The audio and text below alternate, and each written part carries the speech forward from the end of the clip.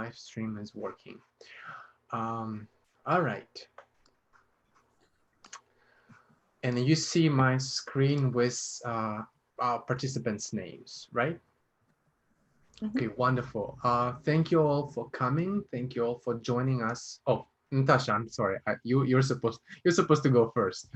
Okay. Dear ACTR members, I would like to welcome you to the last of 5 national conversations on the teaching of Russian organized by American Council of Teachers of Russian. I know you join me in thanking Evgeny Dengub and Irina Dubinina for initiating and organizing the ACTR conversations. ACTR created this great opportunity in order to bring together so many educators at all levels of study of Russian, coming from many different types of learning institutions to share and discuss changes in our profession due to the global health crisis. On behalf of American Council of Teachers of Russian, I would like to welcome you to the 5th conversation on the topic of study abroad and intensive summer programs. Please help me thank our presenters for sharing today. I now turn the conversation to them.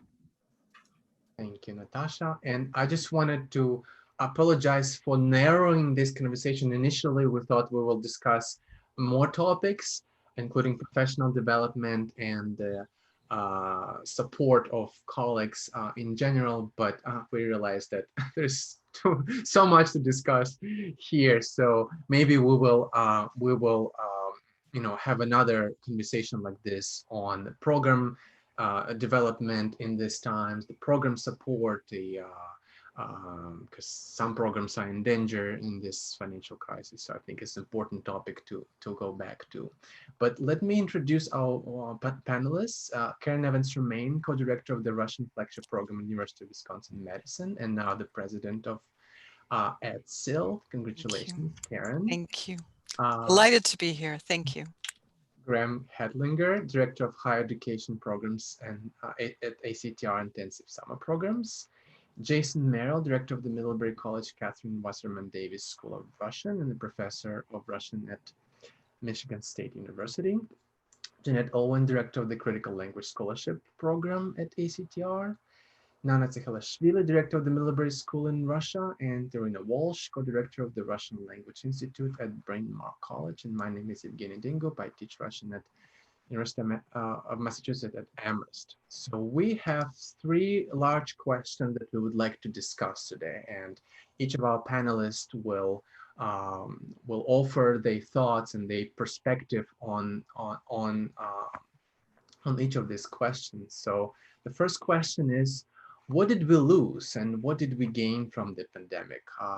It's not just the negative, right? But there is some negative things that we have experienced, and some curricular losses and some curricular shortcuts or substitutions we have to make. But I'm sure there is some, if not a lot, of silver lining that the pandemic brought to us. So if I can ask Kathryn to start with this question. Sure, I'd be happy to. It is my style to start with the silver lining, to think about that first. So I think it's obvious to all of us that we've lost one-to-one contact with our students and the community building that comes immediately with that. It makes us rethink our pedagogy, but there have been gains as well in terms of this making us think about our pedagogical practices, making us think about how we use classroom time. There have been gains in terms of equity. For some students, it seems, in fact, more feasible to be working online.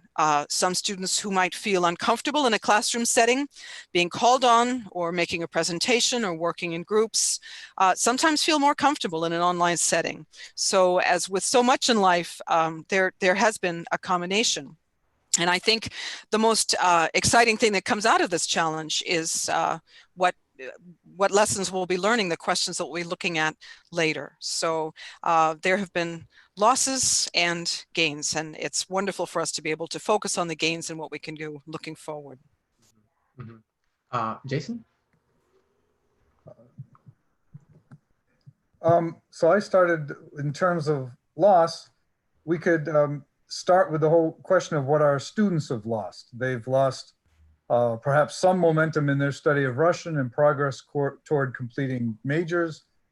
They've lost opportunities to study abroad or to attend a summer immersion experience. They've lost opportunities for close interactions with their peers in various settings, which impacts not only language proficiency, but perhaps also future career development. You know, students often get good ideas, contacts, job opportunities from the peers that they meet in those intensive experiences.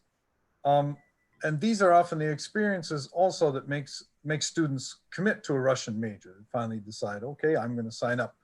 And a lot of these, or all of these lost opportunities will perhaps pile up and potentially really ripple through our profession. And I use the analogy of in the future, maybe looking like a tree ring where there was a particularly dry year, because these students can't realistically stay in college another year to make up for all these missed opportunities. There's also the question of, will students really come back to college this fall? Will some of them take a gap year? Lower first year enrollments or something else that could really ripple through our profession for the next few years. At MSU, for example, our first year enrollments look significantly lower than usual. But as Evgeny and Kathryn both said, there are positives. There's a big silver lining. I certainly get the sense that our profession has made the best of a bad situation and used it as a learning experience. We've gained the confidence that we can respond to a crisis professionally. We've gained valuable experience teaching online. And we've definitely gained that push that we needed to try some new things, some of which will definitely be used in our face-to-face programs later on. Thanks. Yeah, thank you, Jason. Jeannette, I know you have some good ideas on this question. Oh, well, thank you. I will say, I do want to preface this by saying I have the benefit of working on a fully funded program. It's funded by the U.S. Department of State. We definitely did scale back this summer. Instead of sending 60 to 65 students overseas, we're down to 25. But we did have time and the funding secured, which gave us a little bit more lead time. I really do feel for those of you who had to move to online classes immediately. That certainly is a huge challenge. I think we did shift our structure. Instead of 20 hours a week of in-classroom instruction, we shifted to a hybrid of synchronous and asynchronous activities. So we reduced the amount of class time thinking about Zoom fatigue. We reduced to 10 hours of face-to-face class time. We introduced individual consultations, which is something we took from the Chinese programs. They do it in person as well. And then we made some adjustments to our language partner program, which we did keep 2 hours a week, where we had that restructured so that language partners are giving a presentation. Then they follow up with Q&A discussion, go into the regular conversation hours, and then the next week the student is changing to give the presentation themselves. So we did work a lot with ways of re-envisioning the program instead of just transferring it to online. And then we also gained, for students, I don't know if they appreciated it in the beginning, we gained the experience of working with our overseas partner on their learning management system, a Moodle. We were working with University of Nizhny Novgorod. So we were working with the Moodle to fill in some of those classroom hours with asynchronous activities. And that's where they really did do a lot of work with moving material to PowerPoints, voiceovers. They developed modules so that their homework assignments would have for literature, film, and for SME. They would be viewing articles in advance, doing vocabulary building, doing some preparation, short answer, and then follow up more in class with the discussion. So I think they, it's a big challenge to move to online and making use of those resources. I don't think they replicate the person-to-person teaching, but I think it really is a huge benefit for students who are coping with learning disabilities. We have more and more students who are coming in with either with vision impairments, or they're coming in with hearing loss, or deaf students coming into the program. So I think these are really helpful modules. We also have students who are always falling in between levels. They're neither here nor there, or they may need a little more processing time, and the in-person face-to-face is pretty overwhelming. So I think they really benefited there. And then that networking, we certainly did lose that intensive networking and building careers, but we have been doing more to prepare students to network separately after class, either informally coffee chats or reflection opportunities that are led by our staff in DC. So I think there's been some things we can apply for next year. Mm-hmm. Thank you. Irina, Graham, Nana, or anyone? Any of you? Mm-hmm. Graham, please. I can add a couple things. I should preface my comments by saying none of them are mine. I actually reached out to people who have been working on these programs for us really arduously, and I've got a lot of comments from them that I'm going to kind of plagiarize here. But I also, like Jeannette, run overseas programs, but we are not fully funded, and we did have to make a very quick transition when COVID broke out in March, and we were online again already by June. So we did a very quick transition to online for our summer programs that we were really pleased with the result. And that's largely because we had some folks who worked incredibly hard, both our Russian colleagues and our American staff. Things that really kind of struck me or stood out in terms of what we gained or what we lost. I mean, I think what we gained for us, and Jeannette touched on this, was certainly accessibility. I mean, I think we found students who were not able to normally go on our programs, who couldn't afford to be away for a whole summer, who couldn't afford the cost of the program, or who had obligations in the States, were able to join the online program. And so we actually had kind of a more diverse groups this year than we've had in the past, which was very interesting. One of the things that was very sobering to me was that we heard from a number of students of color that they felt safer going on. This was a program that they could use to go safely to Russia. They felt freed from the kind of anxiety they had about going to Russia because of the reports of racism and the kind of virulent racism that has been so prominent in the media. And it was kind of sobering to me, I think, to see that students really felt this was a way to go safely, and made me kind of think a little bit more about what we're doing to address those issues and how proactively we need to be thinking about that. Mm-hmm. And so accessibility definitely, I think, was a strong point.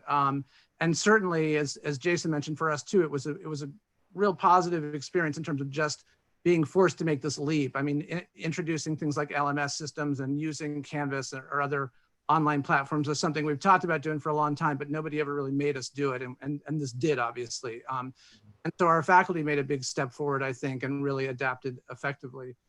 What I think we lost was what one of the RDs referred to as sort of a certain amount of messiness. And in some ways it was good messiness in that we did not have, this was the first year I think we had students not complain about the program not meeting their expectations. This is the first year we didn't have students feel overwhelmed and disoriented and despairing and upset.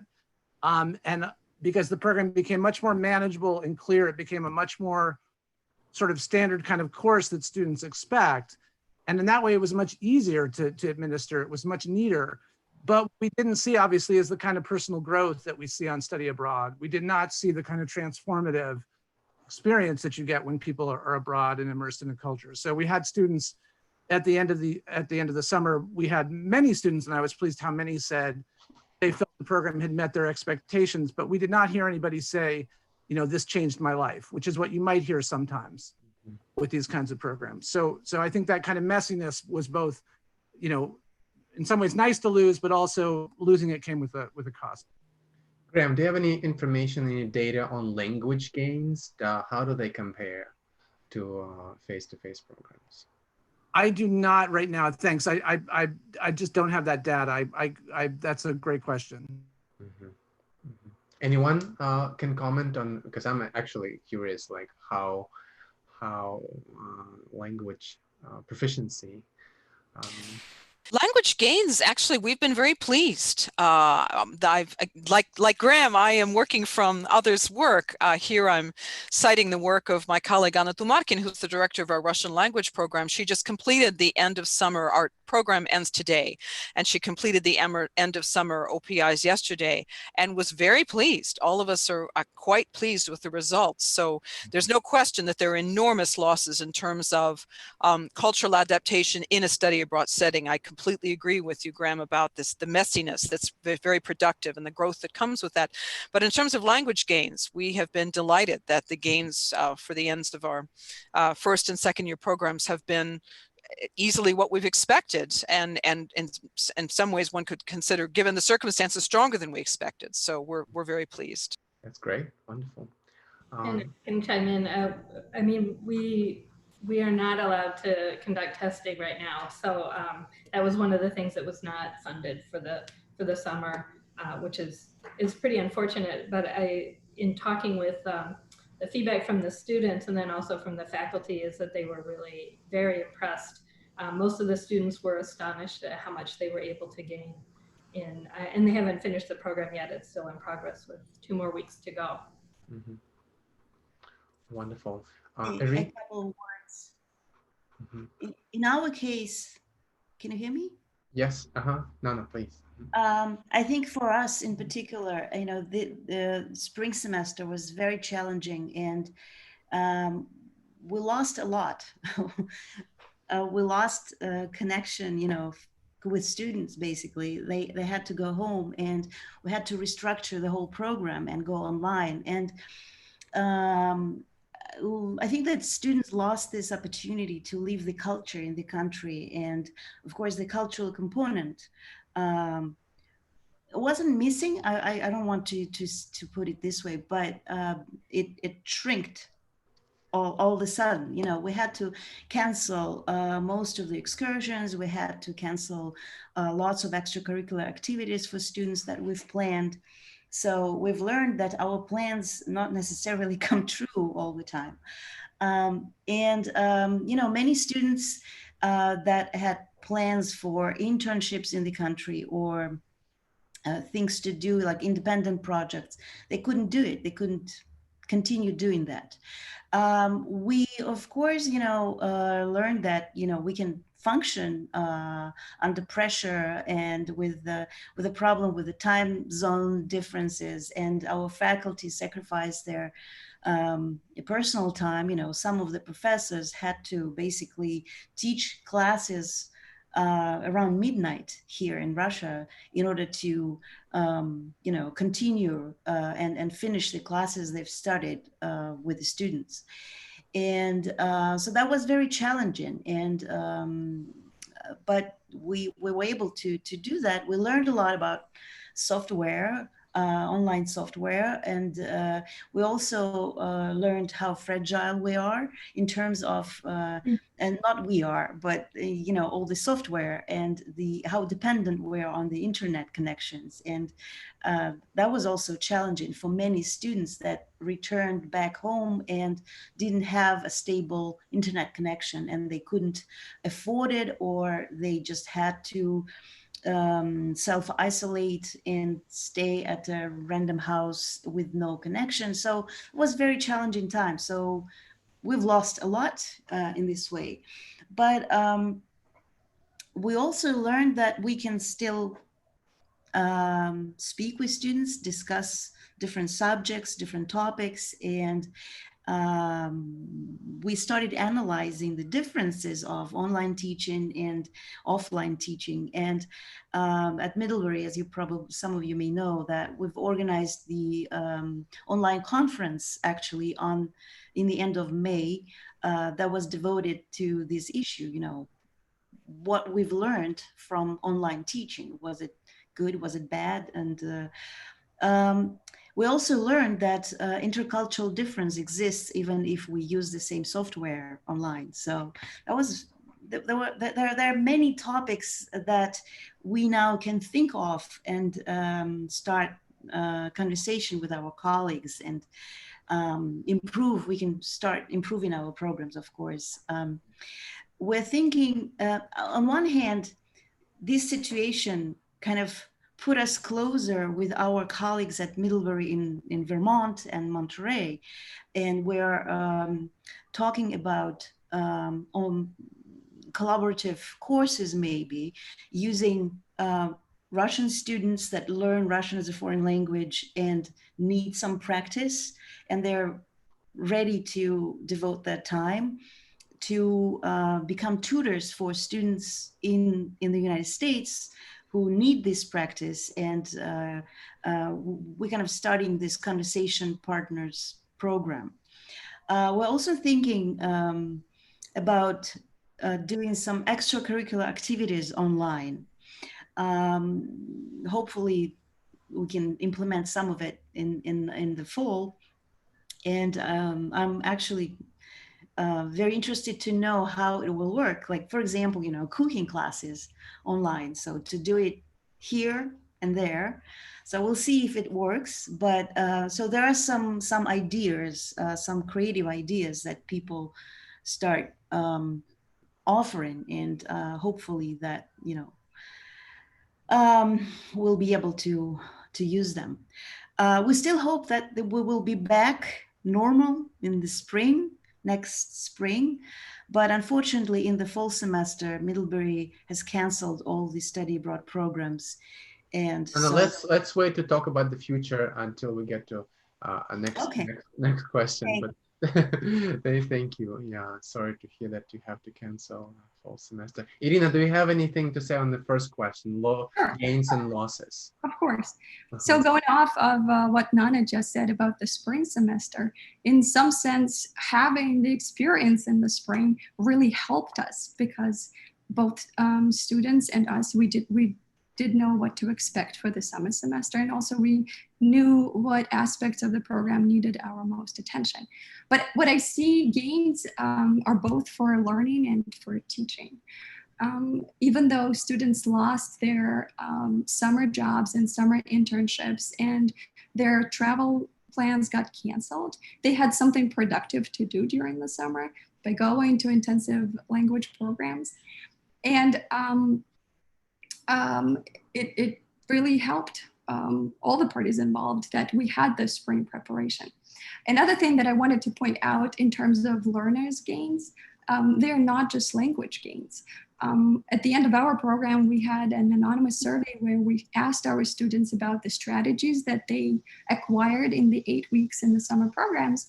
And a lot of them mentioned improved self-care, including how to manage screen fatigue, the importance of moving around, the importance of breaks and rest. Time management, of course, was another thing.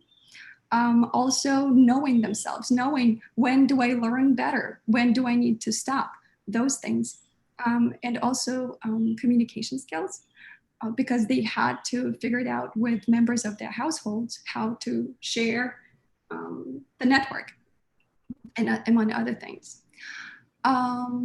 Also, their Zoom etiquette improved, another thing to point out. But for teaching also, there were gains. The move to the remote mode, as my colleagues already mentioned, made us rethink the program design, from class time to assessment types to increased tutoring and advising. And I will be talking about that more later. And because of that, the team that worked on the program for our line this summer was bigger. We had to hire more tutors. We had to have more people on staff. And the result of that was that the program was prioritized individualized learning, right? There was more tutoring, more advising, that made it more individualized, and also that gave more support to students. And students needed support this summer, more support than generally. And the final point, which is also obvious, it's amazing that we could bring a colleague from Kazakhstan who was physically on the other end of the world. And our students were in all 3 time zones in the US, but also in Paraguay and in China. And it all worked somehow. In terms of losses, of course, we lost the immersion, the majority of the immersion activities, obviously the face-to-face community, we did lose. So the program became more of a summer semester course with extracurricular activities, I would say. But it still worked. Mm-hmm. Thank you, Irina.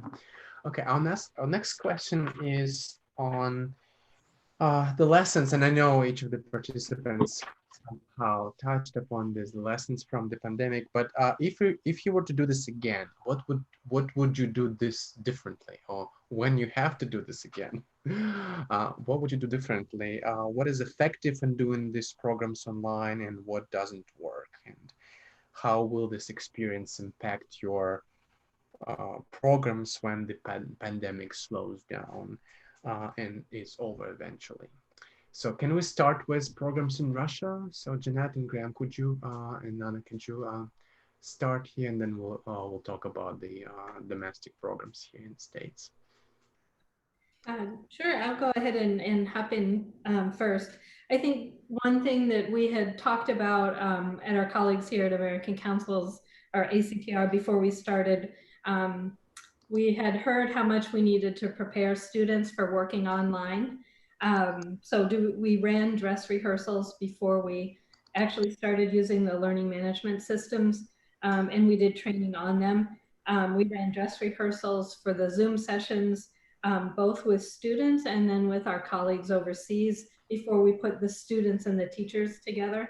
That was all very, very helpful. We still also encountered students who struggled with the learning management system. I think one of our challenges is we're running 8 different languages. We have 8 different overseas partners in different countries. They're all using separate platforms. Our student preparation was then done through our system. So I think we could transition some of our pre-program preparations into the actual learning system they will be using with the overseas partner. I think that would be helpful. And then just more help for students getting used to working, with a system where all the instructions and the tools are all in Russian. I think that certainly took some adjustment. We also, one thing that many of you may not be aware of, we changed our student profile this year. We started accepting students with just 1 year of college level study. So our partners were adjusting to a new level that they had not previously had, while they're also adjusting to the online system. And I think that mainly showed up in the cultural activities. A few were pitched a little bit too high for that. The lecture format became very tiring, so they did make adjustments to the cultural program so that they started using more video clips and using the language partners to help them on those excursions. So each person would give small presentations on the cultural excursion, like a trip to the dacha would then have the teacher do the tour, but then language partners would do different aspects of, this is the banya, this is canning, this is the spa, this is shashlik, things like that. So breaking down the cultural activities into smaller parts was helpful. Trying to get away from direct screen time all the time. Language partners would give a tour of their city. So it was less face-to-face screen only. It was more interactive virtually. Things like that, I think we'd want to do a lot more of. Our students are still, they are still getting that cross-cultural difference. Academic culture is different for many American students who haven't worked fully overseas. So learning, the curriculum is set up around aspekti so that they have a variety of classes instead of we meet every day and cover everything within that class time. Structuring of assignments, I think those were really challenging, and I think students were not used to thinking that way. And it works in person, but it took more adjustment in the online format. And then I will also say, again, we do have the luxury of some funding. Our students, especially with accessibility, we have a lot of students from underrepresented populations, community college students, minority serving institutions. We did issue a stipend to the students because many of them needed to upgrade their equipment. They needed to supplement their Wi-Fi plans. And then we did the same for teachers in countries where they can't come into the university to teach, supplemented their data plans. In some countries, we also are working with overtime and their HR policies. So in some cases, tuition costs were changing for us, which we can do as a funded program. Jeannette, why do you think as teaching by aspect is more difficult or learning by aspect is more difficult online than in person? I think it's not actually the classroom learning. I think it's the scheduling. I think it's the students are used to having more schedule prepared in advance. They know what time they go there, the teacher runs it, but they have a roadmap. They have their syllabus every day, every assignment. And it's one or two teachers, not multiple teachers. A class that meets Tuesday, Thursday for a longer period of time, or Monday, Wednesday, Thursday, Friday for a shorter period of time. When they start shifting to Aspekti with different teachers, multiple classes. So they have Kino, SME, literature, stranovedenie, they have grammar, they have speech, they have phonetics, 7 different classes. I think it's more the scheduling and that feeling of control. I think it's more psychological than actual learning what's being presented in class. I see, thank you. Graham, do you want to add anything? Yeah, I think a few things I could add, although I think Jeannette and I have kind of similar experience. We certainly found that the more live activity and the smaller the group, the better. So large groups, even if it was a discussion group, if it had just too many people, we just found students would kind of check out. So really having a very vibrant, very focused, a small group was really important to keeping people engaged. That was something we pretty much anticipated, but it really, you know, it bore out. It proved to be even truer than I think we thought. We realized that we needed to really focus on a smaller core of classes. We tried to offer a really broad range of courses, which I think overall worked reasonably well. But looking back, I think if we had to do it again, we'd probably narrow it down a little bit. We definitely did find that you need to prepare students, and we did not do an actual walkthrough the way Jeannette is describing, but we learned that we should have. So definitely, I think having a mock class with students or people sitting in as students to really kind of unearth all of the potential technological issues is a really smart idea. We had RDs in Russia, and that was really important for us, even though obviously they weren't physically in the classroom. Having them in the same time zone and acting as that kind of bridge between the two cultures still proved really important. And they worked really actively and put in a lot of long hours with the teachers, particularly helping them keep in mind things like screen fatigue. We have teachers that love to go past their normal 50 minutes or whatever it is, and really, if it's live, you can get away with it, right? But if it's online, students are really exhausted by that. So having someone nearby who could really help kind of remind students, teachers of some of the issues that the students are articulating to us was also really helpful. And then I guess finally, I would just note, we did find having a learning management system was really important. And when we started out, quite a few of our faculty were sort of skeptical about it, or maybe not skeptical, but weren't eager to take it on. But by the end of it, we found really virtually every faculty member was really happy that we did have an LMS, and that really helped with the course planning. Thank you. So Jason, can you start our conversation about or continue our conversation about summer domestic programs? Sure, and I did a lot on this question of what are some of the things that we've learned. And one lesson that we certainly learned is that not all institutions are perhaps as flexible as we might want them to be, and they don't all respond quickly to crises. And you really need every part of a university to work together to work toward a common goal like this. Just examples can include hiring rules, reactions to tax laws, which can be pretty vague, attitudes toward visas. These are certainly things that you will want to ask about before trying to create an entirely new online program. We've also learned that online brings a whole host of other issues that really depend on physical location, something we never dealt with when all of our instructors were in one place, or our students too. For example, Middlebury counseling services, which are very busy during our intensive summer, are licensed only in Vermont, and therefore are legally allowed to handle only emergency situations. And after that, they're not allowed to really have interactions with students. H-1B visas and salaries also depend on physical location. We also learned that sometimes institutional practices can conflict with professional best practices. One example that comes to mind is for accessibility, we're often advised or asked to record lessons, post them, make them accessible to students. But the official Middlebury policy for this summer, after long consultation with the legal team, was to record lessons only in extreme situations. That is, we were highly discouraged from doing so. But we've learned that putting together online programs is possible. So far at Middlebury, our satisfaction rate is pretty high. And the Middlebury instructors have been very effective at recognizing that online instruction is not just putting the same old material online.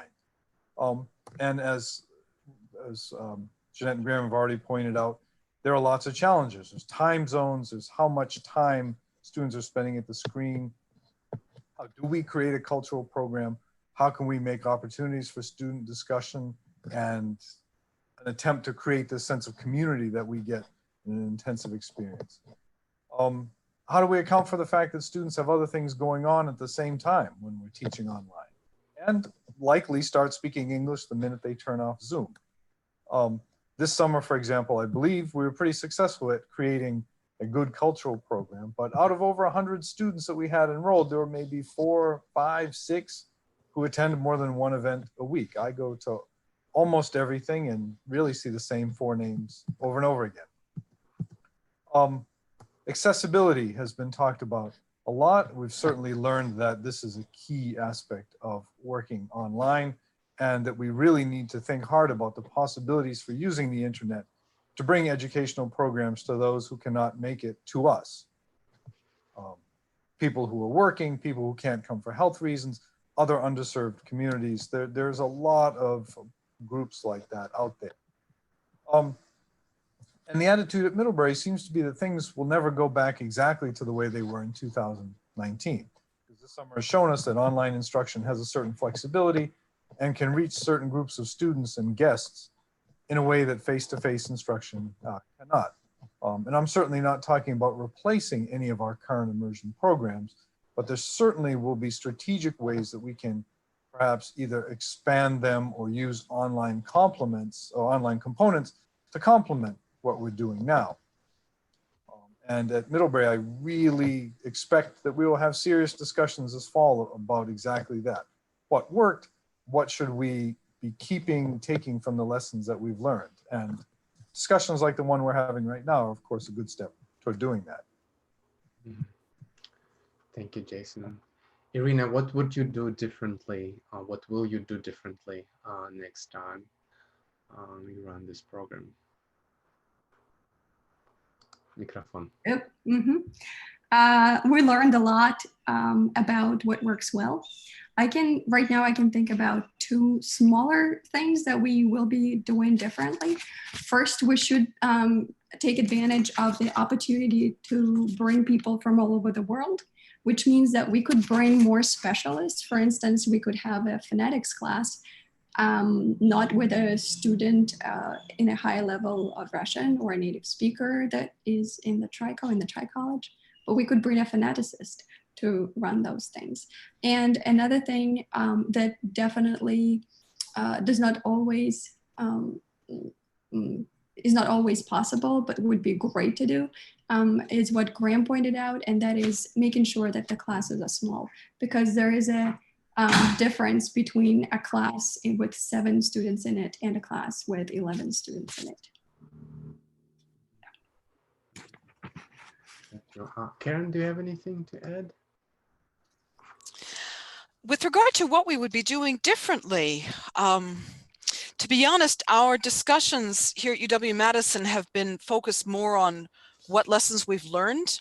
And so in addition to agreeing with what my colleagues have been saying, we have been talking about lessons learned from this summer in terms of preparing students for an online format this coming fall. The need to be highly organized and to make sure that students have a very clear sense of what to expect. there were students, this complaint did not come up with regard to summer instruction, which is so tightly structured, but with regard to instruction in the springtime, students had some complaints about classes going over, because sometimes instructors had the false sense that, oh, you're just sitting here at home, you don't have to take the 15 minutes to your next class, let's just go over. And so I think it's very important for us to remember the lesson that we have to respect our students' time, no matter what the format. But that again was a lesson that we learned not from the summer, but from hearing student feedback about what had happened in the spring when we had to go over so suddenly. I think the main challenge that I didn't address early on is access. And to be honest, I think that's still something we need to think about how to work on. At a state institution, we're unable to provide students with extra Wi-Fi capability or with equipment to make learning online possible when they're off campus. We can try to make facilities on campus the best they can possibly be, but there are still technical challenges for students who may be sharing Wi-Fi with I've had one student recently was sharing Wi-Fi with a large number of siblings, 5 or 6 siblings, and it's important to keep those challenges in mind and to try to think in the future about how we can best address those challenges. With regard to how we're scheduling classes and so forth, I think my colleague, Dr. Tumarkin, was very conscious of screen time. And so we arranged our summer program in half synchronous, half asynchronous, and that model actually seemed to work really well, that the students weren't on screen 4 hours a day in a synchronous format, but half that time they were doing asynchronous activities with the instructor present at any point in case the student needed them, as well as office hours, as well as tutoring outside. So trying to be there for our students in various different ways, in various different formats, I think is an important lesson too. So organization, providing various ways to be out there for our students to help, and respecting our students' time. Mm-hmm. Thank you, Karen. So let's move on to our final question, the future. So what should we be preparing ourselves and our students for? What is the short term, near future is going to look like next semester? What is the future of the study abroad and domestic programs in 5 years and 10 years? Nana, could you start? Sure. I've already started kind of talking about. Sorry, I interrupted you earlier. Yes, unfortunately, we will not have students in Russia in the fall semester. So we will miss them a lot. And this is really sad. But on the other hand, that gives us some freedom to become better prepared for challenges if we have to face them, in the spring semester. We hope that students will come back in January to Russia, January 2021, but we have to be prepared for challenges that we faced last spring, and we're thinking about having 2 versions of syllabi and having 2 versions of classes available. So basically, combination of offline and online teaching. And if we need to go online again, we could use already prepared material and switch it, and don't lose time, to get psychologically and physically prepared for this kind of situation. And making classes more interactive, online classes more interactive, is also one of the plans for the next semester. So, thinking about lessons that we've learned in spring, we're planning to do that. I've already said that we will have more close contact with the Russian department at Middlebury, hopefully in the fall. And we're discussing opportunities of including more of conversation partners activities for American students using our Russian students at our partner universities, so they can interact with American students and become language tutors and culture tutors, basically, for them. So this summer we have internships going on in Irkutsk for American students who are still in the United States. So if this experience is successful, we may offer this for students in the fall semester as well. And so this is what we planned, and I just hope for the best. I hope that we can go back to normal life and meet. So do you think we will go back to normal life in 2 or 3, or how things were in 2019, 2018? I hope, but I don't know, of course. That's why, of course, we have to be prepared for that. You've probably heard that, you know, Russia is talking about a vaccine, and they want to start to launch it in the fall. So we'll see how it goes. A lot will also depend on the situation in the United States, of course, you know, on the level of the people who are unfortunately sick, and we'll see if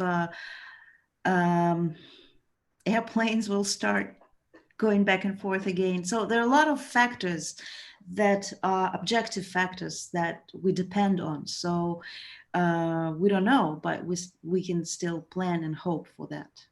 Right. Thank you, Nana. Graham? In terms of short term, you know, I think we'll certainly see more, regardless of whether or not students start coming physically. We'll certainly see more technology integrated into our programs. I mean, I think we will definitely continue to have online offerings. Even I'm hoping, even if we begin physical exchanges again, that we will continue to have an online component. And on the physical exchange side, there will be, you know, we will be using things like Canvas or some other kind of learning management system in classes when students are in Russia. So I think there will be kind of an increase in technology, and certainly our faculty have kind of made a big leap in terms of use of these kinds of systems. So I think that'll stick for the long term. We're going to also look at things like, you know, pre-departure orientations. We always have trouble kind of cramming everything in 3 days, and I think we've seen that with some good development, and we've had some really good video that we've done that students like, that we could cover some important topics earlier and start students thinking about some of the tougher issues about going to Russia much sooner, so they have a little more time to digest and think about some of those issues. So we'll definitely think about using those kinds of technology to kind of deliver some of that information. Long term, I mean, you know, again, none of us knows what's going to happen tomorrow at this point. I think if this experience taught us anything, is that what we didn't conceive is entirely possible. You know, what you never thought could happen could actually happen tomorrow. So it's extremely hard to predict, you know, with any certainty what's going to come. We certainly hope students will be on exchanges soon. We're definitely not. We're not expecting any activity in the fall, and we're not hugely optimistic about spring, but we do hope by summer we'll start picking up again. I think, to me, the one sort of longer term sort of issue or concern, and this I think has to do with higher ed as well in the States, is just this sort of danger of us creating a kind of dichotomy whereby online programming begins to replace or becomes a kind of substitute that we give students who are less wealthy or have other challenges that they face in going abroad. And I think on one hand, it's right, we've found a great way to make study abroad in some form accessible to these students. And that's incredibly valuable and something we should build on. But at the same time, I think we have to be careful that we don't make it too easy and say, well, they can't go, but we'll give them the online version, right? And I think we have to be careful down the road of making sure that that partial accessibility doesn't prevent us from thinking still about the greater challenge, which is make actual physical exchanges accessible to everybody. And so I think that's the one concern I have, is that online may become a way for us to stop pushing to make things more financially and physically accessible to all students. Mm-hmm. Thank you, Graham. Anyone else wants to? Sure, I'd be happy to leap in about from the domestic side. So our students are deeply disappointed at not being able to go abroad this summer, at not being able to go, especially on the Russian overseas flagship program in Kazakhstan this coming fall. Everyone's hoping that they'll be able to travel in the spring. But what this lesson, really hard lesson, is teaching us is trying to build bridges to be bringing what's abroad onto campus as much as possible. Irina mentioned having guests from abroad coming to campus. Irina mentioned cooking classes. Two of our TAs this summer did some fantastic online cooking classes with students cooking at the same time. That we could just as easily be doing that with partners abroad. We're in the final stages of developing for the Flagship Culture Initiative online cultural learning scenarios that are helping students understand through discussion of these online scenarios how to deal with culturally challenging situations, from greetings to how to enter a room, to how to apologize appropriately, to all sorts of situations potentially in the classroom, in the homestay, in a museum, in the workplace. And these are ways in which we can help prepare our students for that experience abroad, and also can potentially bring partners together if we're bringing partners, colleagues from abroad into those discussions. For the future also, I think tutoring has always been the most popular aspect of our program in the Flagship, and students have been incredibly receptive and happy about online tutoring because it expands the day. They can arrange tutoring for 8 p.m. as long as the student and the tutor want. And that opens doors for them. We've also annually had a career day, which is something that we can also change to an online format and bring more alumni in. So I think in general, as Graham was pointing out, using technology to try to build bridges is something we can do to help prepare our students before study abroad, to help guide students through study abroad experiences, such as museum tours, things that are not at all the messy experience that we want our students to have in a productive way, but at least can begin. And then conversations with students while they're abroad will increase, I hope, continue to increase the use of technologies to get our students in touch with peers abroad, their own peers and others. And then coming back as well, making increasing use of interactions between students, alumni in various settings once everyone comes back to campus, when students come back to campus, to help the landing be softer and to help the learning experience continue after study abroad is over. Mm-hmm. Thank you, Karen.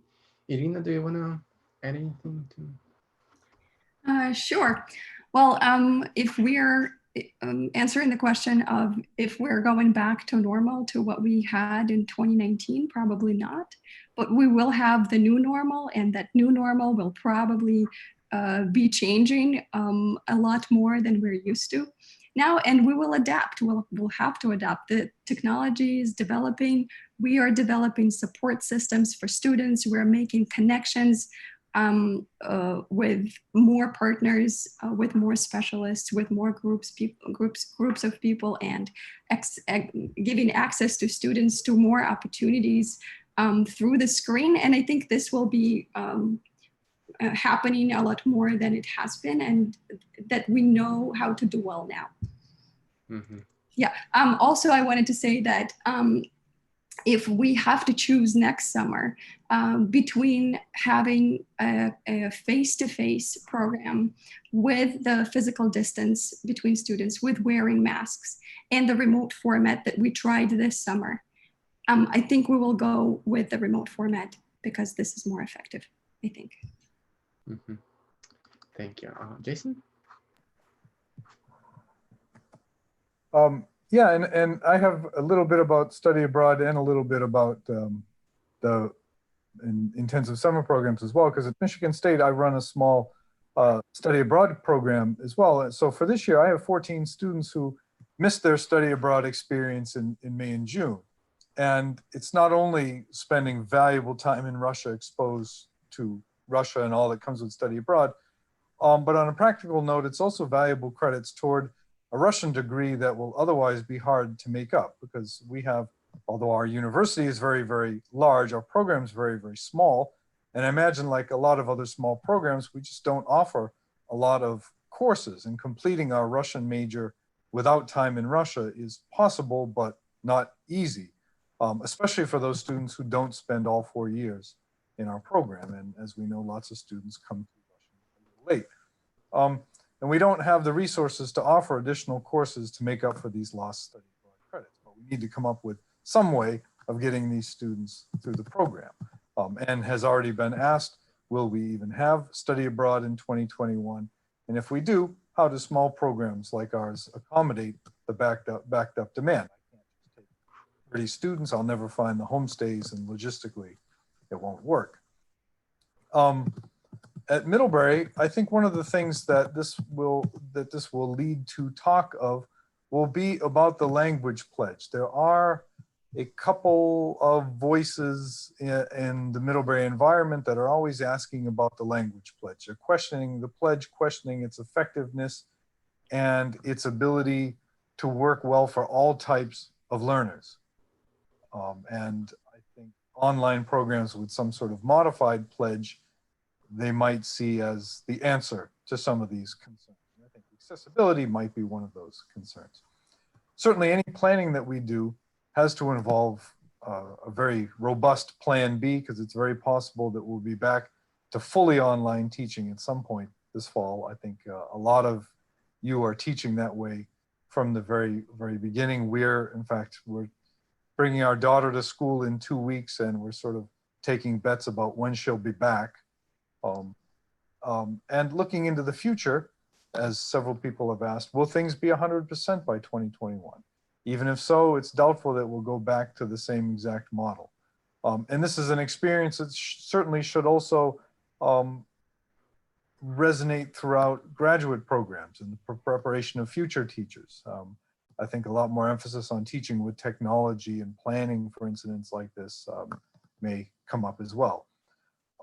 Our intensive program may also be impacted by this question of travel. Obviously, study abroad could be. But we in the Russian school will certainly be looking at featuring more guests by Zoom, something that has worked really well this summer. Another question related to travel will be students and their willingness or their ability to travel. What will the financial fallout of all of this be? Certainly, my program at Middlebury is very expensive, and if the economy suffers, and the ability for students to afford a program like this as financial aid budgets are being cut, Middlebury, like many other institutions, is definitely feeling the financial crunch. It's going to do something that could make an already existing problem even worse, and that's something that Graham alluded to in his comments, is we certainly don't want to create a two-tiered system where the face-to-face is for the haves and the online is for those who have less. And just on a general note, as I end, travel budgets, as we know, have been cut. What's going to happen to financial support for the professional development and software and things like that we really need to teach online? Will our Russian programs come under more scrutiny financially? And I'll leave on that note. Mm-hmm. Thank you, Jason. Jeannette, I forgot, did you have a chance to talk about the last question, if you have anything to say? Yeah, I think, as many have said, I think we do have concerns about the overall effect on commitment to language learning, to study abroad. That's one of the reasons why the program, the CLS program, is funded, is trying to increase the number of Americans who are learning foreign languages and considering study abroad. We're about to launch our application, and we just got approved language that says you're applying for CLS. We're planning to have in-person institutes, but we may need to have some or all move to online. So that's about to go. I would say there's a certain level of understanding that we may see smaller application numbers this year. Our application closes in November, and that's going to feel pretty early, especially underrepresented students and their parents may be really concerned about going abroad. It's just adding to that level of anxiety. But I will say, I think we've always struggled with the possibility that one of our programs may be canceled at the last minute because we can't get visas, or because there's an epidemic, or there's a natural disaster or something else. So I think that the integration of online as a contingency plan, we've already had to submit those for 2021. So I think that's going to become a constant norm. The expectation that for any reason we may have to move to online. Our fall training with our partners, we're going to be focusing on, we've already been doing a series of trainings across the years working on supporting students with disabilities.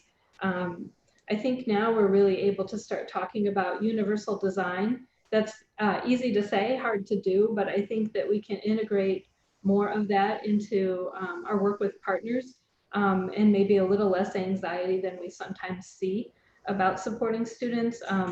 Once they've been working with a student, they see what is possible and they're very creative, but I think talking about it as a possibility before that happens, this might help reduce some barriers. We're spending a lot of time trying to integrate alumni more into our programs. We have across the program about 6,000 alumni. For Russian, we're probably just under 1,000. And they are so hungry to be involved. They really want to reach out to those students. They want to maintain a connection with their teachers. So we're looking at what we can do to integrate alumni more into preparing students, and then maybe some ways of touch points while they're overseas. The challenge being that students are overwhelmed. Alumni are ready and they have a little more time. But we are working on some alumni refresher courses as a model. We should be offering fall institutes for the languages we weren't able to offer now on a much reduced scale, designed kind of more for what it would be like for alumni to maintain a connection with their host institution, with their teachers, with their host families, their language partners. So I think there's some ways we can look at this as a starting point for integrating more across students who are there now, and once they leave, what we can do for them. So many professionals in the field have said it was great when they were in school, it was great when they were on study abroad, but now they're in their career and their opportunity to continue their language study has really declined, and there's a lot of barriers. So I think that's one of the things we might be looking at doing. Mm-hmm. Thank you, Jeannette. Thank you, everyone. I'm going to open the floor to a wonderful audience. If any of you want to say anything or ask a question, can I just ask you to raise your hand, either virtual hand or your real hand, so I can give you a chance to speak.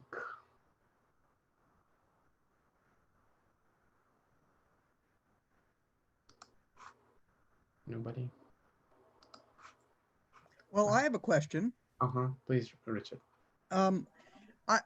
This is a bigger philosophical question than perhaps what the scope of the discussion today. But the more I think about what's happening, the more it seems to me that it might be worth looking at the experience of countries that have been through destructive wars.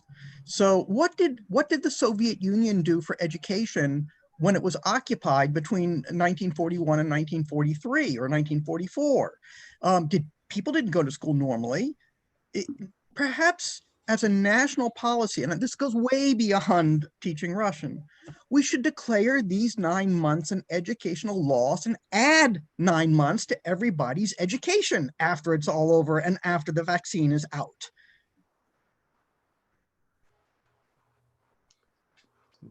Interesting thought.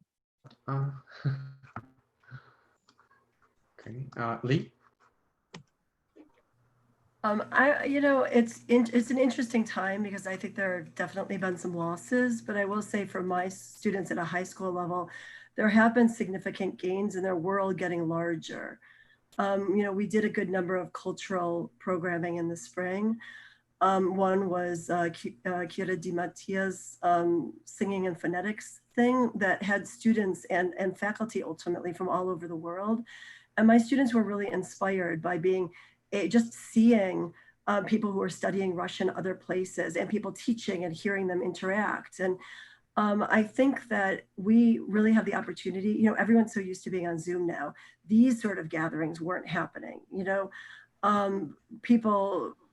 attendance at conferences such as ACTR were, I guess in numbers wise, they weren't getting smaller, but you had to wait once a year to have those interactions, and things compete.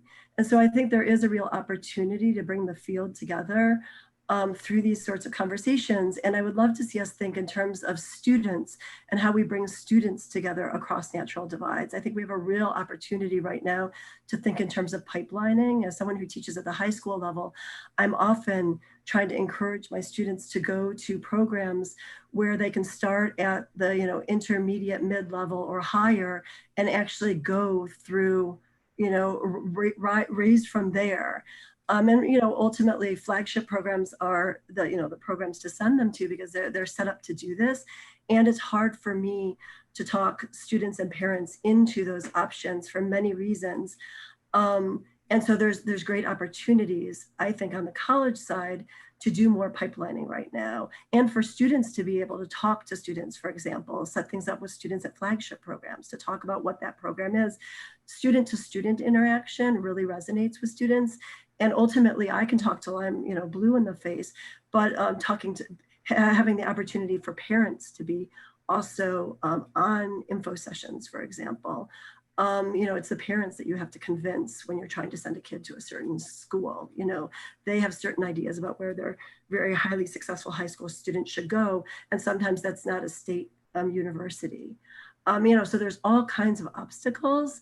I think there's all kinds of opportunities to both engage students in real fun activities and to help to provide some sort of vision for the future of indeed, Russian's not just a fun thing for me to study in high school. It actually could be useful to hear from alumni who are actually working now, because that's something that I get as well. Well, what can I really do with Russian beyond? I love Russian and I'm going to continue to study Russian and I'm going to do, as Tom Garza talked about, this generation being very practically minded and thinking that they need a career in a practical field that's going to get them a job.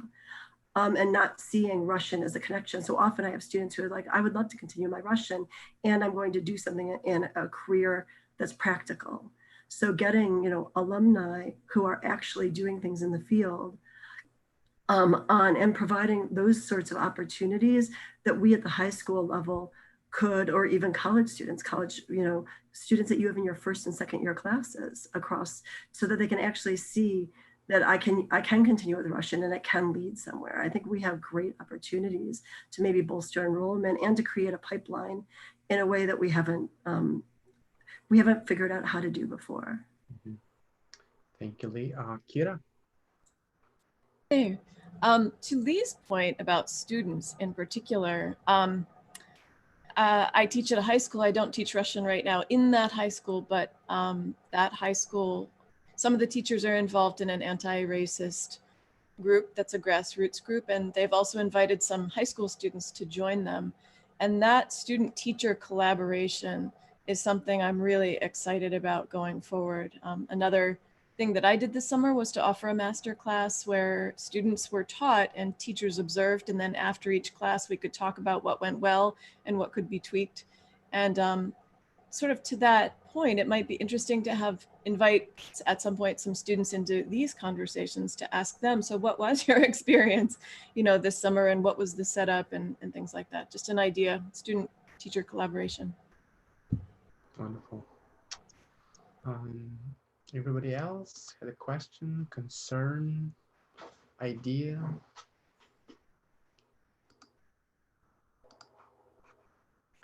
Maybe you ran a program that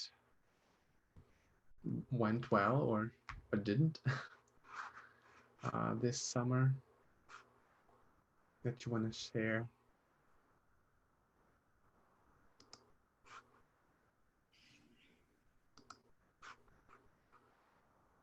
Okay, well, if our panelists, any concluding remarks, any words of wisdom, any пожелания to us all? I mainly want to thank ACTR for putting these national conversations together.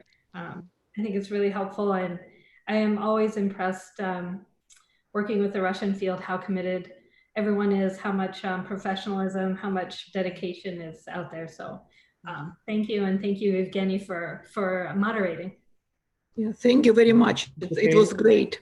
Thank you. Thank you. Evgeny, if you have ideas for future meetings or for future forums, we had this teacher lounge in the spring. We have this